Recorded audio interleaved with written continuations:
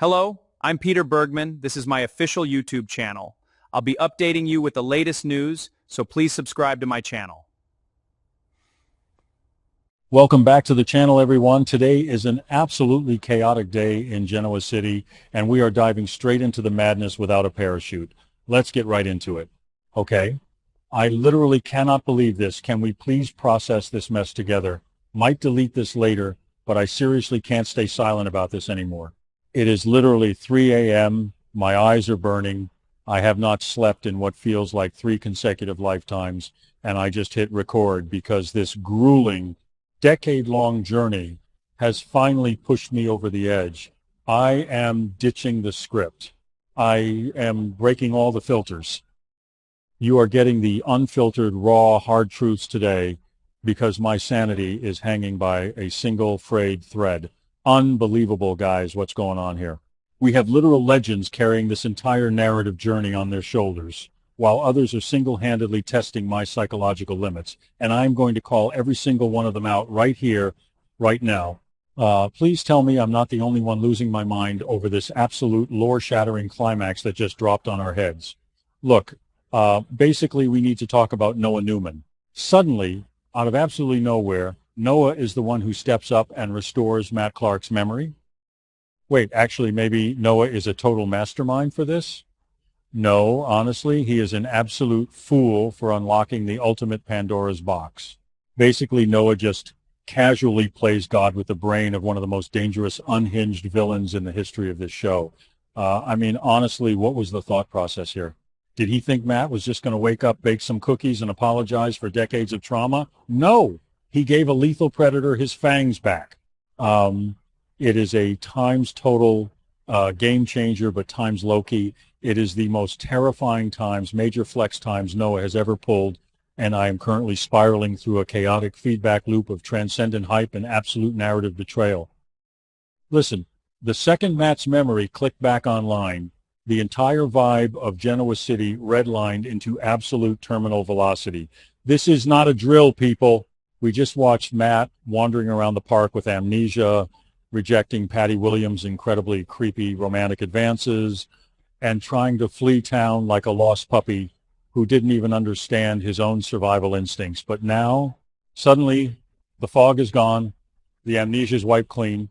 Matt remembers every single slight, every single betrayal, and every single ounce of hatred he harbors. Honestly, the high-octane jump cut from confused, vulnerable Matt to fully weaponized, revenge-driven Matt is a raw frame that packs a lethal crunch. He is no longer just a missing person. He is a heat-seeking missile, and his target is the most powerful man in town. Basically, Matt has bypassed all the side quests and is heading straight for the final boss, Victor Newman. I am literally screaming at my screen because Victor is already fighting a war on 50 different fronts. He is dealing with Nikki's absolute fury over his yacht takeover plot. Jack Abbott is actively manipulating the situation to destroy his marriage by exaggerating his misdeeds. And now Matt Clark is coming for blood. The audacity, the absolute unmitigated gall of Matt to march up to Victor's doorstep. It is a times major flex, honestly, but it is also a complete suicide mission. But wait, why are we like this? Why am I rooting for this chaotic collision? Because the psychic damage this show inflicts on me demands a spectacle, and Matt versus Victor is the ultimate unfiltered clash of titans. Whoa, I've really gone off chasing butterflies into another dimension. I am literally sweating from the hype, and my heart rate is doing things that are medically concerning. Bringing the signal back, let's stick to the script and focus on the actual collateral damage of this revenge plot, because the fallout is going to be catastrophic. Look, we have to talk about Sharon. Basically, Sharon is currently having a total existential collapse, and times honestly, she is the only one with a functioning survival instinct right now. She knows exactly what Matt is capable of, and she is paralyzed by the fear that Matt is going to use Nick as collateral damage in his war against Victor. Suddenly, Sharon's entire world is flashing red because she understands the dark, twisted history here. Matt doesn't just attack you physically, he dismantles your life, your loved ones, and your sanity. Sharon's panic is so palpable, it is bleeding through the screen. She is times low-key, times my current obsession, because her raw, unedited terror is the most relatable thing I have seen in 10 years of watching this show. She is screaming into the void, trying to warn everyone, but the warning sirens are being drowned out by the rest of the family's drama. Listen, Sharon's fears are not just paranoia, they are a terrifying reality because Nick is currently a sitting duck. Honestly, I cannot even handle the irony of this situation. Nick was literally buying more fentanyl, secretly relapsing and spiraling into a severe addiction just so he could stay sharp for his mission involving Matt Clark. But now, Nick is completely compromised. He is delusional, defensive, and barely holding on to reality, while Matt is sharp, focused, and out for vengeance. Nick is in no condition to fight off a fully restored Matt Clark. Victoria already caught Nick using, and he is facing a massive family intervention on May 22 with Victor and Nikki. But what if Matt gets to him first? What if Matt realizes that the ultimate way to destroy Victor Newman is to break his already shattered son?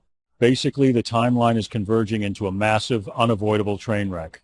Victor is trying to pause his marital war with Nikki to force Nick into a 24/7 inpatient rehab facility.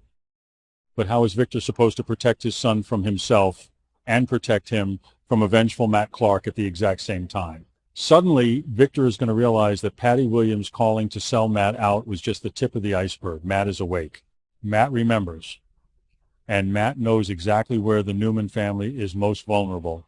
The stakes have literally never been higher, and my mind is breaking trying to process the logic of this grind. Let's take an immersive deep dive into the logic behind Matt's grind here, because we need to map this out. Honestly, Matt isn't just seeking a quick victory. He wants to tear down the Newman empire brick by brick. When Noah restored his memory, he didn't just give Matt his past back. He gave him absolute clarity. Matt remembers Phyllis trying to trade him like a playing card to save her own skin. He remembers Patty trying to trap him in some twisted romance. And he remembers that Victor Newman is the puppet master of this entire cursed town. Matt's revenge isn't just about anger. It is about reclaiming his agency in a world that treated him like a disposable pawn while he had amnesia. He is weaponizing his own trauma, and times, honestly, it is terrifyingly brilliant.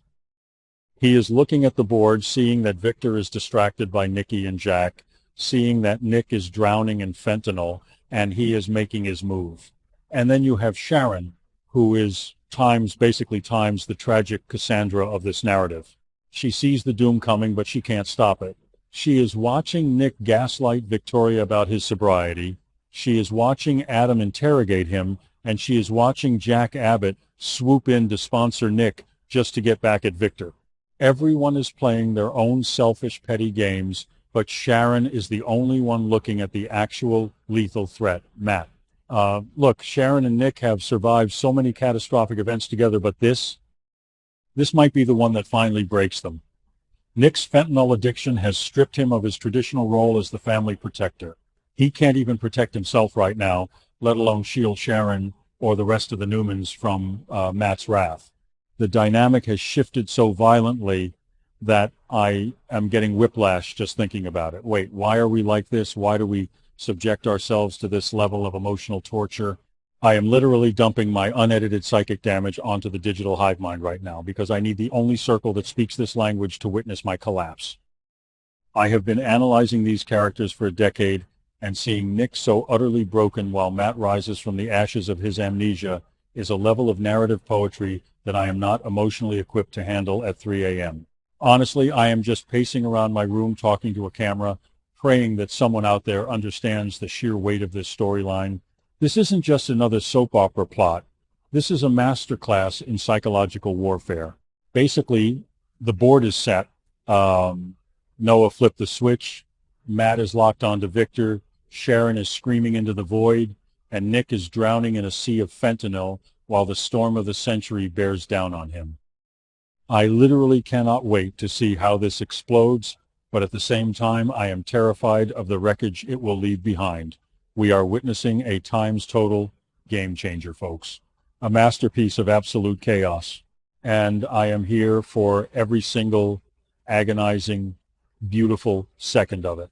I need answers. I need a nap, and most importantly, I need Nick Newman to survive the absolute hellfire that Matt Clark is about to unleash on Genoa City. Thank you for watching my video. I will be updating regularly with the latest news, so please remember to subscribe to my channel to support me.